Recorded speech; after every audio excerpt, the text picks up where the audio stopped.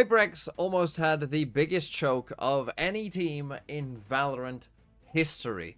I think the easiest way to show that is simply by taking a look at the timeline.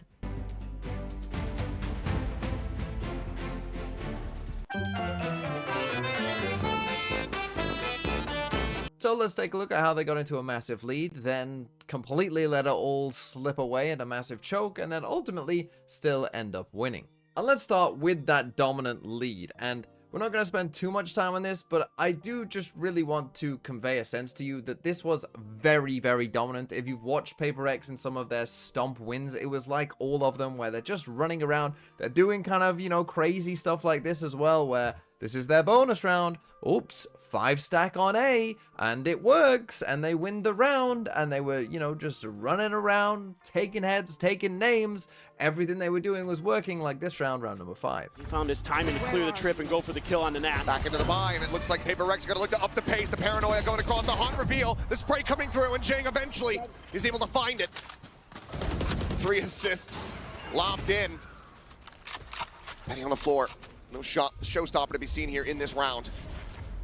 Team Liquid, though, still staying stacked in position. Paint shell still available. As the C's going to be locked in. Patman finds a headshot, and Jing finds 2. Nothing more to be done than to die. So yeah, as I said, pretty much everything was working for them, right? Jing was getting multi-kills with results all the time. Literally nothing could go wrong, and we ended at an 11-1 half. Dimensional drip, scouting them forward. Little bounce up from Penny as the buy hits the transfer. Steel guarded, now going to be invested. The Nightfall's out. Nats is able to find one, but something cleans it up. 2v2 without their weapons, as something hits the south swing, as Patty takes position is known.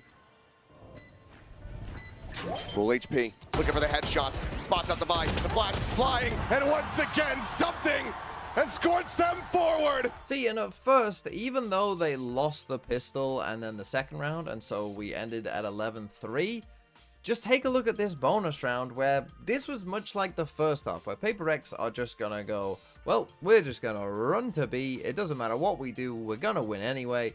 And that is how this round plays out, and it felt like the game was gonna end. Rip and tear. Well, judge in hand here for Jing. He's gonna look for an explosive entry. Wire cleared, player going to be noted there, and upper Panatech going to be forced away. Jing fitting over towards door. Boombot does get some damage, but how are you meant to push into this? Enemy remaining. They all fall to the wayside as a bonus conversion. Looks like it is not.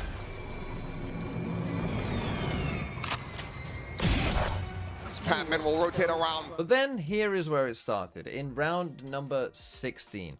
And in this one, what we're going to see is PaperX, you know, we're still in just whimsy mode, right? And this is, you know, often what can happen at like 12-3, right? You get a lot of games that start like this. But for instance, they get into a 5v3 straight off the rip, right? It's exactly what we've seen before.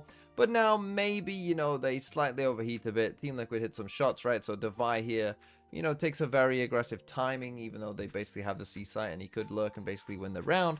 You know, he decides to go for a very aggressive push, and eventually PaperX are going to end up losing this round, right? But this is the thing. At this point, this wasn't too bad, right? Like, again, you got Jing, who's going to go on this nice little reflank. I mean, like, it was 12-3. The game was just, it was going to be over.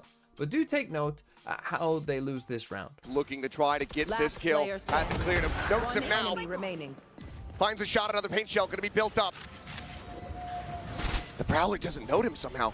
This might lead Patty to think that he reroute, but no, the Jiggle Peak does spot him out, and he will find the headshot. Now, I would say that the next couple of rounds were sort of similar, right, where PaperX was still playing with some whimsy, and it was about at this point, 12-8, where it starts to get a little bit real, right? And particularly in this round, because what happens often when you get to 12 rounds is, you know, normally you're fine, because eventually there will come a round where you just have a ton of ults online, right? A ton of big, important ults, like this round for PaperX. And basically, so long as you just hit all the ult buttons, you know, you should win that round, right? And as long as you can then close out the round, well, then you win the game and it doesn't matter and we all forget about it, right? And the thing is, what we need to take note of here is Team Liquid's setup as well. Because by this point in the game, Team Liquid were just running this setup over and over and over again. Super passive A, right? Just Patitech playing really deep on A. No potential fight for it whatsoever. And we're going to stack C and B. right? We're not going to let them come fast towards C and B. If they want to come to A, that's absolutely fine. And we see why in this round very clearly, because even though Paper Rex are going to use their ults, it doesn't matter, because the thing is, Paper Rex, you know, were loud wherever they went, right? There was no lurking, right? So they're using util here to take the space towards A. They're going to Euro ult, right? And the thing is, they were just 5-stacking going everywhere. So even though they cleared this all out, right, and come out here with the Euro ult, there's going to be this Omen flash down here that I think might just catch onto these guys, because you see that they don't come out even though they know the site's clear because of the Euro ult. But look at the spike, right? So by the time that these guys are actually getting in onto the site and the spike has gone down, look at where all of Liquid are. Right? So this is why Liquid were playing this setup, because they trusted themselves to go for these A flood retakes, you know, and they didn't want to lose C and B. Right? So if Paper Rex were going to go, you know, stacking as a 5 and going somewhere, Team Liquid was saying it's going to be A, and we're going to end up with a map that looks like this. And as you'll see now, even though they use their ults, they still don't manage to get any value from them, and they lose the round. To clear things for them. Heading up over the top, Patitech on the jiggle peek, the spray, not quite connecting. Showstopper getting 7, Jing immediately shut down, Penny on top of the box. Finds both Forsaken and Jing. Looking close. The wheels continuing to come off here, as Patman is only able to find one before getting taken down. It's all on Devi. Too many targets.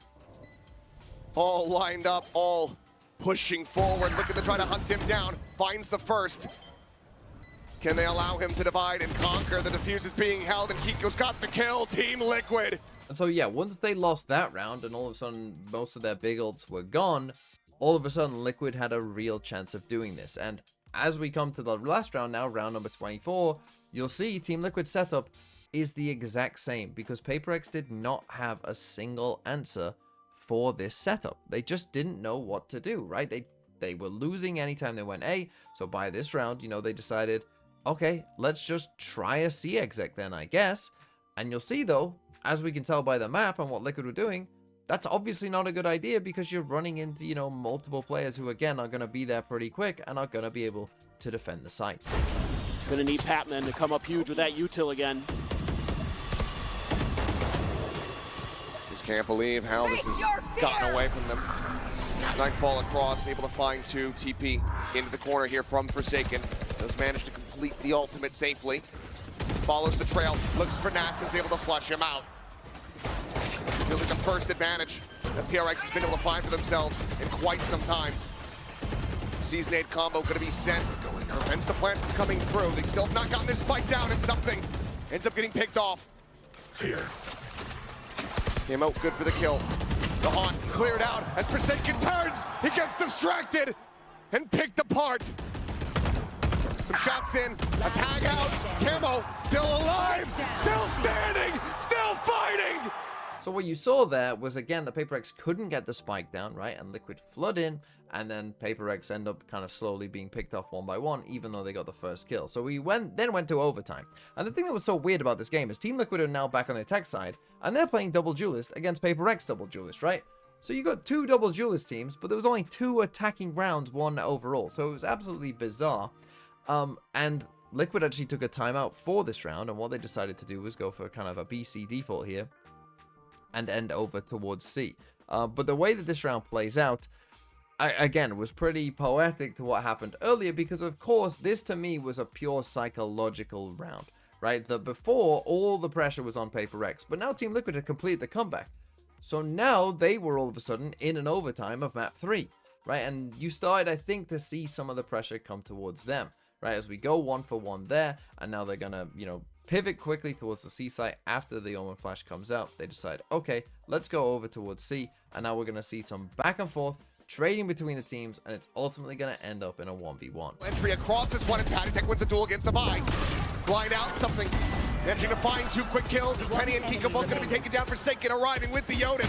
Last player standing. Is now going to be playing all alone. Nightfall at the ready. As he will have his suspicions confirmed. Forsaken has repositioned. But to where? It's a guessing game. He's just rapping all the way through. He knows he can come back and play this angle. No smoke for 15 seconds, but a safe defuse spot here for Forsaken. Drifts out, shot, flying, how to take down the 10. Goes for the fight, and Forsaken will bail them out. And compare that to the Patitech 1v1 that we saw earlier, which he seemed absolutely fine in, right? This one, I think you started to see a little bit of nerves come out. And Patitech doesn't play this first part too badly, I don't think, right? So Forsaken taps the door, so he fades all out towards C Mound there, like, which is fine, right?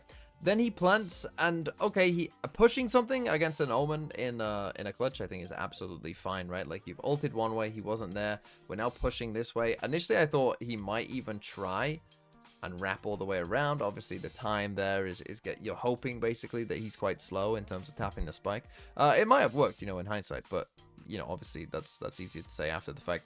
But he decides to hold this angle, right? It's obviously not a great position, and then we see, you know, just basically a bit of panic come out. Forsaken takes the fight and wins it.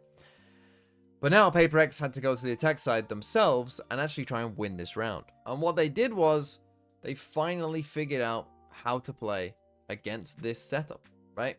Ignore the little bug here of the waylay ult thing, but same setup from Liquid, right? That we've seen in all these other rounds that they were doing. But they finally figured out how to beat it. And how do you beat it?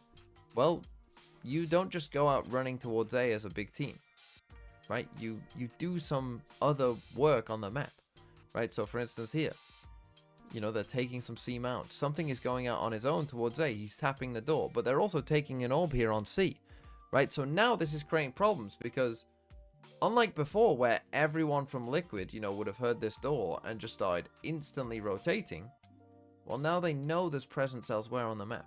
So they can't just instantly rotate. But now by tapping this door, you know, Patitech has a problem, right? In terms of wherever Patitech goes now, and he comes back towards heaven and actually, you know, drops here a prowler out towards that. But the problem he's got now is, well, now he's left stairs, right? So now this is up. So now he has a massive problem, right? But the rest of the team can't move, because they don't know if this is just a lurk, you know, one guy, and the actual team is about to do a C exec or whatever, right? But now he has a problem, and it's gonna cause overall Team Liquid some problems, because they can't just flood across now anymore, right? And now potentially they've lost a lot of space, right? Now they're giving up A, you know, now the stairs are a problem. You know, it's all a problem for them essentially, right? A smoke comes in on B, you know, we maybe start worrying about B, right? And thinking about what could happen there. But actually, Paper Rex is just walking out towards A. And so by the time now that Paper Rex get to A, right? Yeah, Liquid have started to drift over towards A. Because again, you know, this door's been tapped and now the spike's going to go down, right? But now that the spike is being planted, instead of all of Team Liquid being here, right? And ready to flood straight away, the difference is massive where, you know, Liquid aren't there. They're still potentially expecting some lurk here on B. So we're even slower here. So now we allow Paper Rex to get into a full post plant rather than Liquid as soon as the spike is being tapped, you know, absolutely destroying them as they come in. You never get the spike down. And that is what won Paper Rex this game. Rip and tear. Nemo backing away, Thorn set up at the base of the stairs. Spike planted. Paper Rex. Does it all end here? Or does Team Liquid take us the distance and then some? Everyone in position, drop down into the site. Some spam across, takes them low. 97 HP between Patitech and Camo. If something holds back here. The paint shells buy some time. The push is coming in. Forsaken collecting two. Divide finding another. Nats has fallen, and it's all on Kiko's shoulders. The 1v3 not to be found. Attackers. Close but no cigar. Paper Rex nearly drowned